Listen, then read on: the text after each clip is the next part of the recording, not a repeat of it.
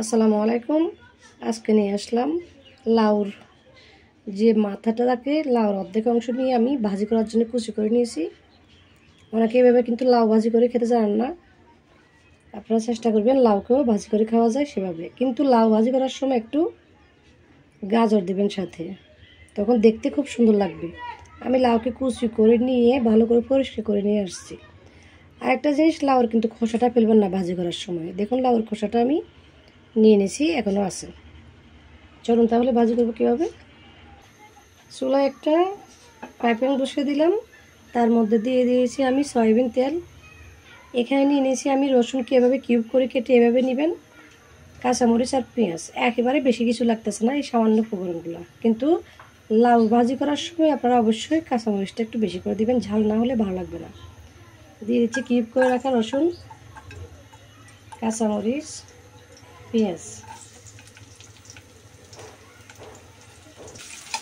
ভালো করে ভেজে নেব। পেঁয়াজটা আর কাঁচামরিচটা কালার একেবারে চেঞ্জ হয়ে আসলে, লাল লাল হয়ে আসলে, তারপরে লাউগুলো দিয়ে দিতে হবে। দিয়ে দিচ্ছি লবণ, দিচ্ছি হলুদের গুঁড়ি, ভালো করে মিক্স করে দিচ্ছি একসাথে। ঢাকনা দিয়ে ঢেকে দিচ্ছি, কিছুক্ষণ এভাবে জাল দিয়ে নেব। দেখুন প্রায় 2 মিনিট পর চলে আসছে, আমি ঢাকনাটা উঠিয়ে নিলাম।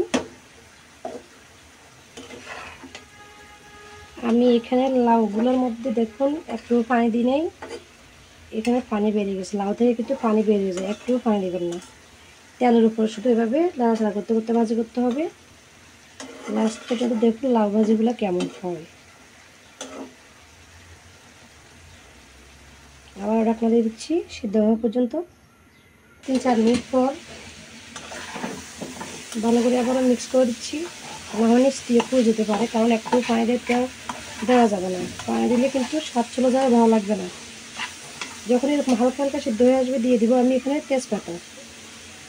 লাস্ট দিবেন তেজপাতা।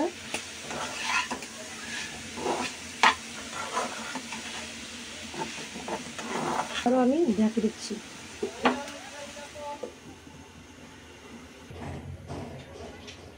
দেখুন চলে আসছে অনেকক্ষণ পর।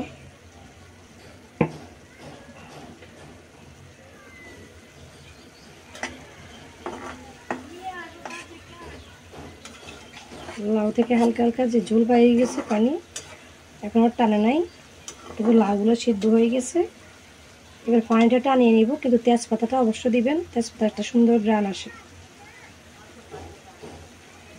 এবার চুলা থেকে আমি নামিয়ে নিব, একেবারে বেশি টানাবো না।